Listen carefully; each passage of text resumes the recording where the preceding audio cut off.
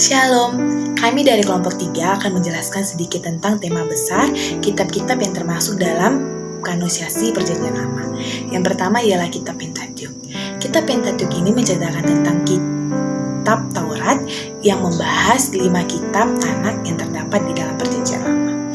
Isi kitab Pentateuch ini ialah tentang 10 firman Allah dan sejarah para nabi-nabi.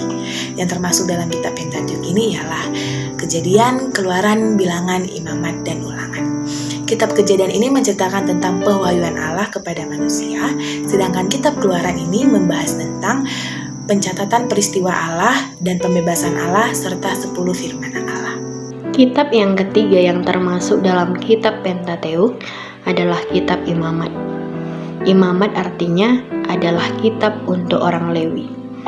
Dalam kitab Imamat juga menguraikan aturan mengenai bagaimana umat perjanjian yaitu Israel seharusnya menyembah Allah dan menjalani kehidupan sehari-hari. Dalam kitab Imamat juga menjabarkan persyaratan tata cara pemberian korban yang memungkinkan Allah untuk mengampuni dosa-dosa umatnya. Sampai kelak pengorbanan Kristus yang sempurna akan menebus seluruh dosa. Tujuan dari kitab Imamat ini adalah untuk menjelaskan hukum-hukum dan peraturan yang diwajibkan sebagai pedoman hidup bangsa Israel. Yang keempat adalah kitab Bilangan. Dalam kitab Bilangan mengulas peristiwa penting selama 40 tahun pengembaraan bangsa Israel di padang gurun. Ajaran yang dapat kita ambil dari kitab Bilangan adalah Allah yang mengatur kehidupan umatnya. Dia suci adanya, memimpin umatnya dengan adil, maha setia, dan menunjukkan pada Mesias yang akan datang dan memberikan gambaran kehidupan sebagian orang Kristen. Yang kelima adalah Ulangan. Dalam kitab Ulangan, ini mencatat ucapan terakhir Musa sebelum bangsa Israel memasuki tanah perjanjian yang boleh kita lihat dalam Ulangan 1 ayat 1. Hukum Allah yang diberikan di Gunung Sinai diulang kembali dan dijelaskan secara terperinci di dalam kitab Imamat. Tujuan dari kitab Imamat adalah untuk mempersiapkan bangsa Israel untuk masuk ke Kanaan bersama pemimpin baru yaitu Yosia. Dalam kitab Imamat juga memberikan pengajaran yaitu ajaran tentang Allah, umat Allah, dan penyembahan. Penyembahan yang dimaksud dalam kitab Ulangan ini adalah berupa penyembahan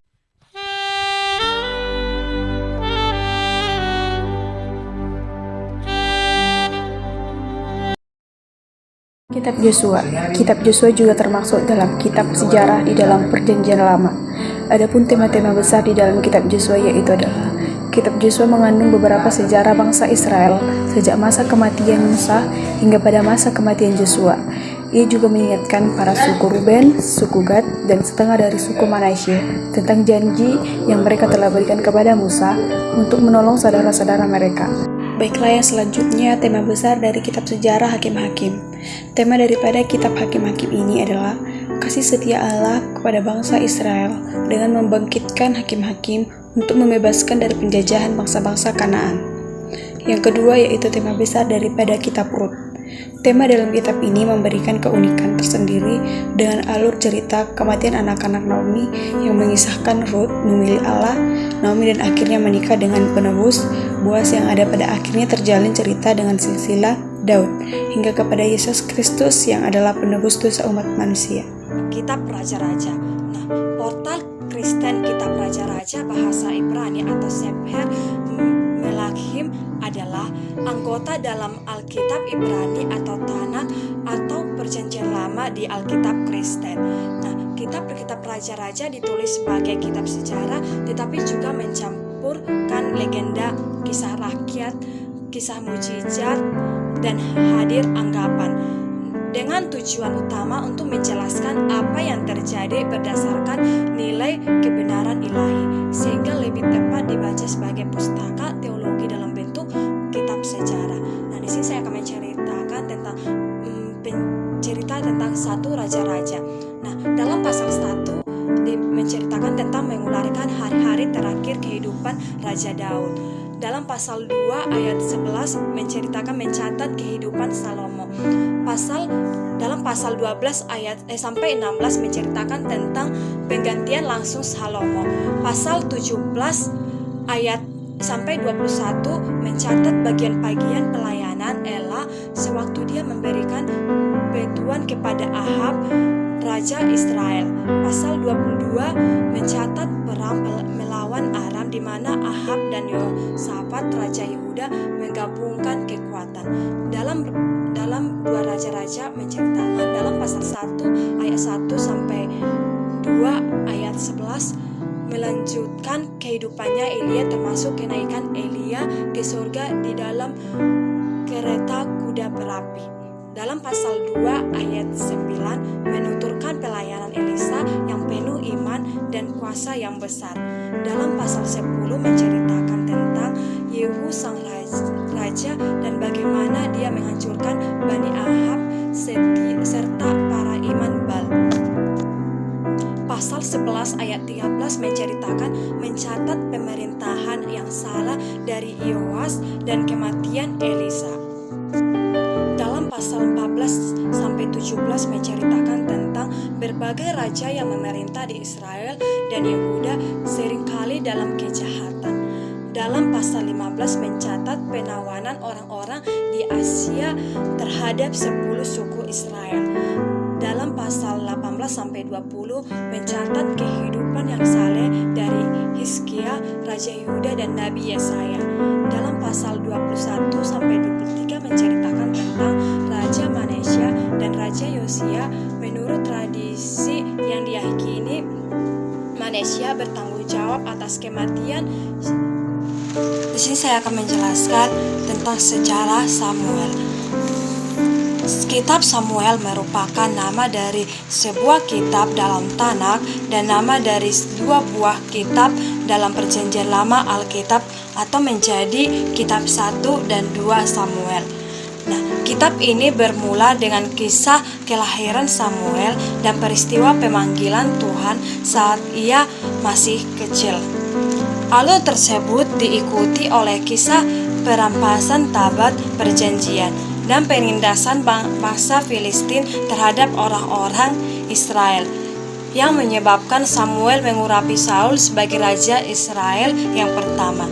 Nah, garis-garis besar kitab Samuel yang pertama yaitu Samuel dibagi menjadi nabi-nabi, iman, dan pengangkatan raja-raja yang tertulis dalam 1 Samuel 1 ayat 1 atau 12 sampai 25.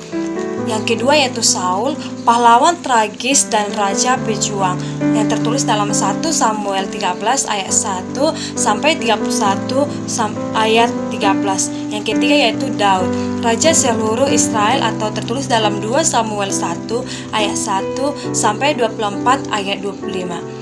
Di sini saya akan menjelaskan pengertian dari 1 Samuel dan 2 Samuel. Nah, kitab 1 Samuel merupakan salah satu kitab dalam Perjanjian Lama di Alkitab Kristen. Dalam Tanakh atau Alkitab Ibrani, kitab ini menjadi bagian dari kitab narasi sejarah Israel kuno yang termasuk ke dalam kumpulan Nevi'im atau kitab nabi-nabi dalam Alkitab Ibrani dan kitab-kitab sejarah dalam Perjanjian Lama. Kitab 2 Samuel merupakan salah satu kitab dalam Perjanjian Lama di Alkitab Kristen dalam Tanakh atau Alkitab Ibrani. Kitab ini menjadi bagian dan kitab kolektif yang bernama Kitab Samuel. 1 Tawarik dan 2 Tawarik termasuk dalam kitab sejarah dalam Perjanjian Lama. Meskipun kitab 1 Tawarik dan 2 Tawarik terpisah dalam kitab kita, namun aslinya bukanlah demikian. Karena terlalu panjang, kitab ini dibagi menjadi 2 kitab atau 2 jilid dengan alur yang terintegrasi. Nah, dalam kitab kita, kitab Tawarik terletak setelah kitab Raja-Raja dan Samuel. Sedangkan dalam kitab Yahudi kuno, kitab Tawarik terletak bagian paling akhir karena merangkum keseluruhan kitab orang Yahudi. Kitab Tawarik ini ditulis oleh seseorang yang hidup beberapa ratus tahun yang lalu. Kita bisa mengetahui detail-detailnya di dalam Kitab Tawarik, yakni penulisnya adalah Ezra. Kitab 1 Tawarik terdiri dari 29 pasal, sedangkan 2 Tawarik terdiri dari 39 pasal.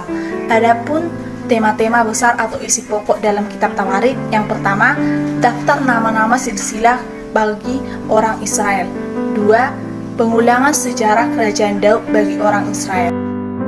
Kitab Ezra adalah kitab yang berisi tentang riwayat Ezra, yang dimana Ezra membawa rombongan kedua bangsa Yahudi keluar dari tanah pembuangan atau tanah Babel, yang dimana pada pasal 1-6 adalah kelompok pertama Yahudi keluar dari bangsa pembuangan, yang dimana saat itu juga Bait Allah dibangun kembali dan ditabiskan atas perintah Raja Kores. Pada pasal 7-10 adalah kelompok kedua Yahudi yang dipimpin oleh Ezra, yang dimana Ezra juga membantu kembali kehidupan rakyat dan bidang agama, ekonomi, dan sosial. Kitab Ezra tidak diketahui penulisnya, namun diyakini Ezra, Nehemia, dan sebagian dari Ester adalah satu penulis yang sama. Kitab Nehemia adalah kitab yang melanjutkan kitab Tawarik, yang dimana ada terdapat 3 bagian. Yang pertama, Nehemia 1-7, kembalinya Nehemia, pembangunan tembok Yerusalem. Nehemia 8-10, perayaan pondok daun, puasa, dan perjanjian. Pada Nehemia 11-13, peresmian tembok dan pembaharuan. Selanjutnya adalah kitab Ester, yang dimana kitab Ester berisi riwayat Yahudi pada zaman kerajaan Persia pada abad ke-5 sebelum Masehi, yang menceritakan seorang perempuan Israel yang menikah dengan Raja Ahashiweros, yang dituliskan dalam bahasa Ibrani, yang dimana dalam kitab Ester diceritakan bahwa seorang Persia yang ingin menghabisi bangsa Yahudi yang tinggal di kerajaan itu, tetapi Tuhan mengutus Ester sebagai alat penyelamat orang Yahudi.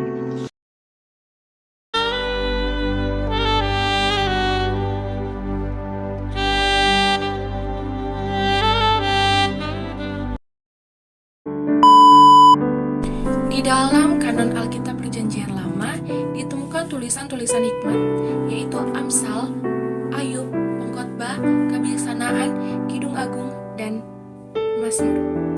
Tulisan-tulisan hikmat Perjanjian Lama tidak berdiri sendiri, tetapi merupakan pengungkapan dari suatu gerakan moral dan intelektual yang telah ada sejak dini dalam agama Ibrani. Hal yang sama juga telah terjadi pada budaya-budaya agama di luar Israel. Buku-buku hikmat memuat cerita tentang orang-orang yang bersungguh-sungguh mencari kebenaran dan yang bergumul dengan masalah-masalah lama dan baru. Tradisi hikmat baik tertulis maupun lisan bukan hanya hasil dari pengalaman, tetapi juga penolakan dari anggapan bahwa pengalaman bukanlah bersifat menipu. Pengalaman memberikan bukti yang kuat, memungkinkan untuk mengambil keputusan-keputusan tentu tentang hidup manusia di dalam dunia pada umumnya. Hikmat dalam Alkitab dimaknai sebagai hikmat ilahi. Lewat hikmat Allah hadir dan dinyatakan dari dalam kebutuhan yang paling dalam dari manusia. Hikmat di Perjanjian Lama sangat erat hubungannya dengan kenyataan iman dalam Perjanjian.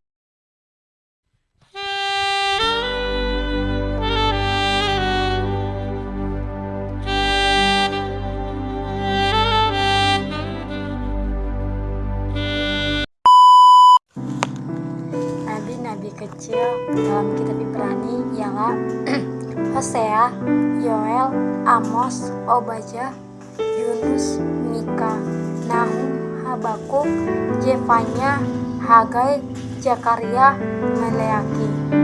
Sementara nabi-nabi besar ialah suatu ronde dalam kitab suci Ibrani. Yang termasuk kitab-kitab nabi besar ialah kitab Yesaya, kitab Yeremia, kitab Ratapan, kitab Yehezkiel, dan kitab Daniel.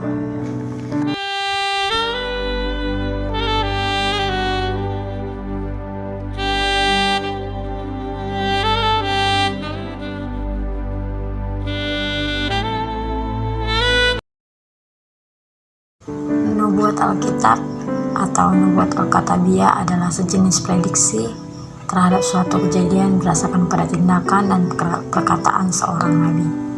Kitab Nubuat yaitu penanggalan kanon Yahudi Perjanjian Lama Kanan Perjanjian Baru, surat-surat Paulus, karya-karya Yohanes, surat-surat Petrus. Alkitab Ibrani mencatat perkataan para nabi yang sering memperingatkan orang Israel untuk bertobat dari dosa dan penyembahan berhala, dengan ancaman hukuman maupun janji pahala. Berkat dan kehancuran diyakini merupakan kontrol Allah menurut penganut nubuat Alkitab. Banyak nubuat ini sudah dipenuhi dalam bagian-bagian selanjutnya di Alkitab.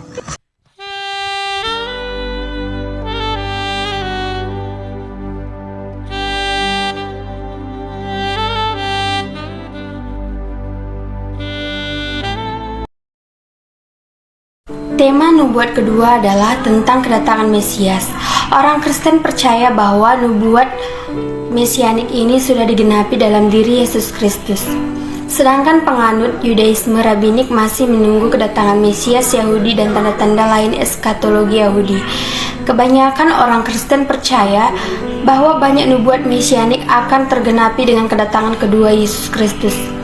Meskipun pada segolongan Kristen percaya bahwa semua nubuat mesianik sudah digenapi, Yudaisme rabbinik tidak membedakan antara kedatangan asli Mesias dengan menjelang tibanya zaman Mesias.